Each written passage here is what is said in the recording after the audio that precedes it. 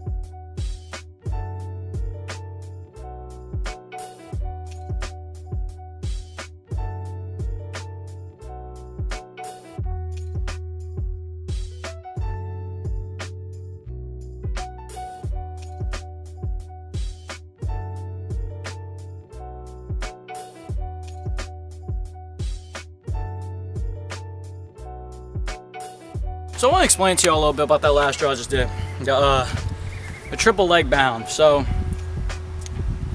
I started taking that drill up. I'm not sure how I came up with it. I'm sure I saw it somewhere else, and it's just intuitively popped up to me to start doing it again, incorporating my training. Essentially, all I'm doing when I'm triple leg bounding is I take one leg, and I know reason I'm choosing one leg is because usually when I'm in a starting position, I got one leg in front, one leg in back, and I want to be able to create as much power with this. Let me show you on the ground, actually. So, if you notice here, hopefully you'll see it. When I come in a starting position, right, I've got one leg in front and one leg back. And this front leg right here is going to be responsible for the push out. So it's going to launch me off. So it's got a lot of power. And this is going to be responsible for pushing me out as well. If I can create sort of this unilateral strength, and unilateral, all that means is basically just producing off of one leg, like one. So what I'm trying to do is put myself in a position where I'm producing the most amount of power just off that push leg and my back leg to follow up. So what you're seeing is I'm here and this is gonna fire. So that's the first thing, is I'm creating that extension. If you go back and look at the skips, I'm skipping, there's an extension, absorb, extension, right? My leg's gotta come to the ground, it's gotta absorb it, and then it's gotta reproduce it. Once it makes contact, it's got a small bit of time to fire it back out. And that's what I'm trying to do here, is teach my leg to absorb it and reproduce it. That principle I learned about from Chris Barnard, Overtime Athletes. I figured I'd credit him because I learned all my sprinting stuff from him. Sorry if exposure gets high here. So that's the general rule that I'm trying to create with just the front leg. And the reason why it's also important for this back leg is I'm here. When I fire off, this is punching off. This leg's coming up. this leg is winding up, and it's my second step, and it's gonna create that same effect that that front leg did. You know, if you watch sprint form closely, I'm trying to demonstrate it slowly, but you know, I'm like falling as I do it. I'm going 1, 2, and essentially the reason why I like the bounding so much, for another reason, is because I'm reacting when I hit the ground. If you notice after that third step, as soon as my leg hits the ground, I just go, I sprint. It's full on.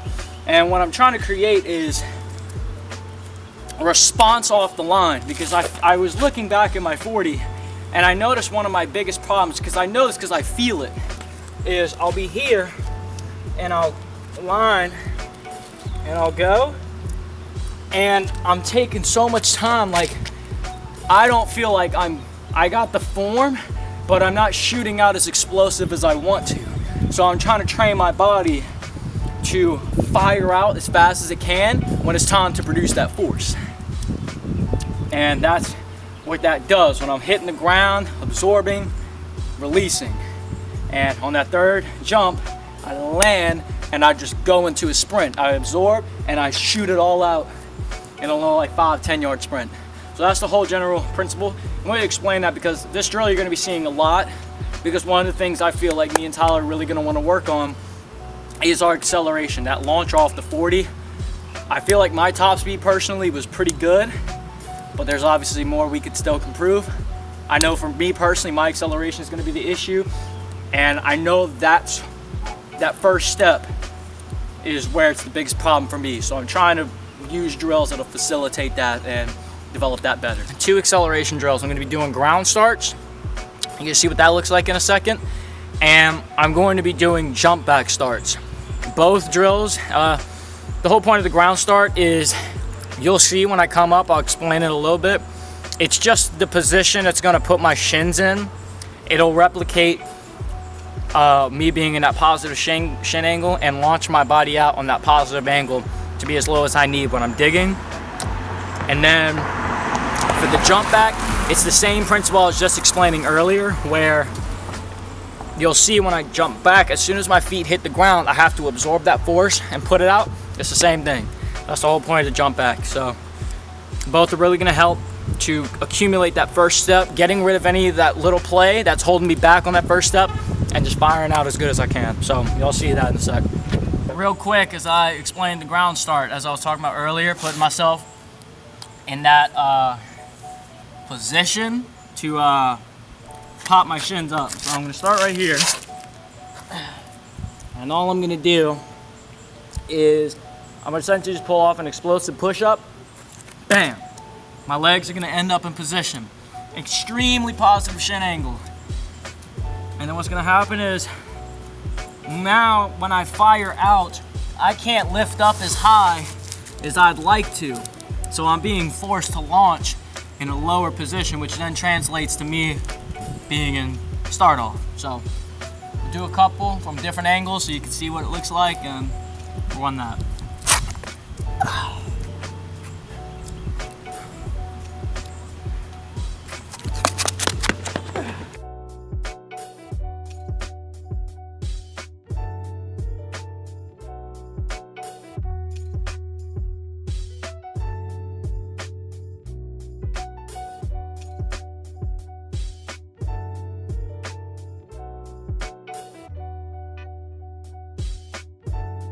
Alright, so what I do on jump back, I'm going to show you. I'm going to line up. It will just be feet normal. And I want you to pay attention to what happens with my shins and my feet as soon as I hit the ground. And it's the whole thing I was talking about earlier, where I'm going to jump back and I'm going to produce force off that absorption. That absorption is going to happen as soon as my feet hit the ground. My knees are going to bend. My muscles are going to charge up. They're going to have a lot of energy. And as soon as I touch that ground, I'm going to reproduce all of that into an explosion that sends me forward, right? So I want you to pay attention to how that's sort of done here. So,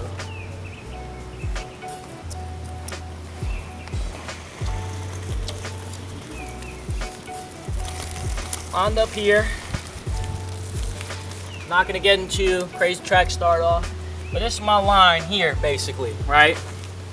And all I want to do, hopefully you guys can be able to see this. I'm gonna step a little forward.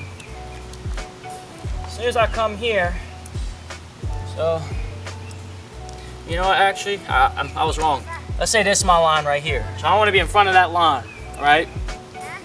Now you could be behind the line too, but I like to get in front of that line because essentially what's gonna happen is I want to move entirely behind that line to produce the most, to absorb the most force, to set myself up for that. So here, that's my line behind me.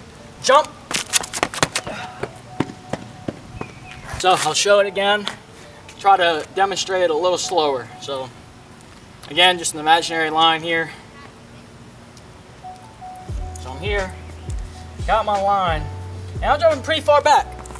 What I say, as soon as I make that contact, I'm going to absorb, my body's going to catch it.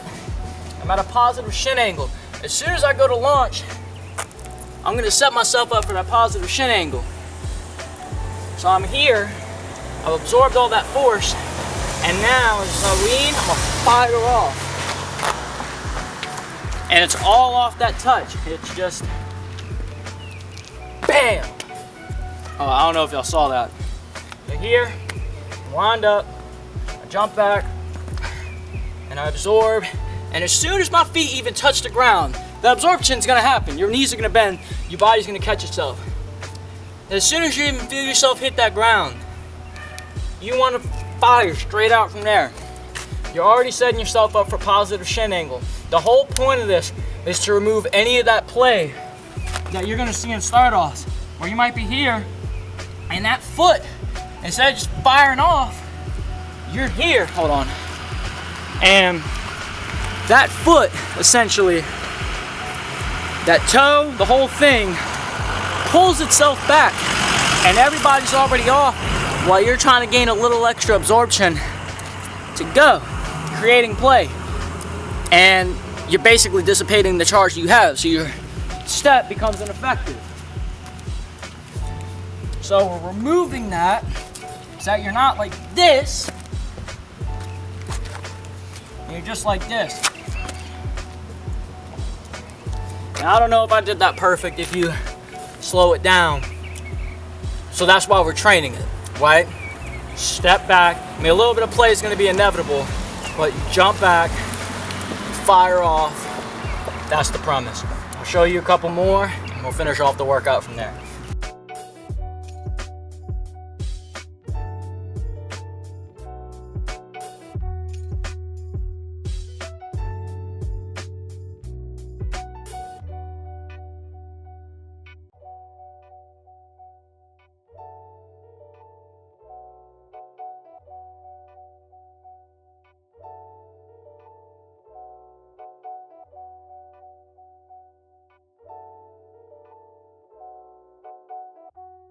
Alright, done. So that's basically a workout. I'll leave it in the description, put it in the comments. If you guys like the workout and you like seeing us work on the series, please leave a thumbs up. We really appreciate it. And obviously, just at the end of the day, I just love making the content for you guys. I love being able to put my energy into something, and hopefully it spreads value to one of you guys. So with that said, good little workout. I'm gonna cool down, probably do some yoga, get hydrated, do that stuff. And yeah, that'll be it. Peace.